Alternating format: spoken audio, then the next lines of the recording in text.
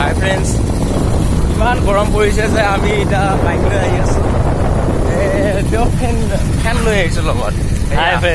ফেনৰ পৰা হাৱা খাই আছোঁ আমি। এয়া ফেন লৈ আনিছোঁ। অনিয়ন ফেন। তাৰপিছত এই গৰমৰ ৰ'ব নোৱাৰি।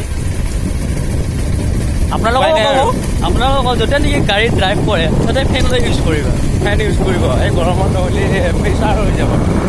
নাই অত্যন্ত গৰম পৰিছে, বমা নোৱাৰো মানে। এতিয়া 38 ডিগ্ৰী চেলচিয়াছ হৈ আছে। ঘৰত থকা টেবুলটোকে উঠাই দিছোঁ। ইয়াত কি ধুনীয়া হাৱা দিছে, মজা আৰু মজা। দিলখুচ হৈ গৈছে এনে গৰমত। উপায় নাই আৰু এনেকৈ আমি জাৰ্ণি কৰি আছোঁ। এতিয়া কিবা এটা কামত গৈ আছোঁ, অনলাইন কামত গৈ আছোঁ।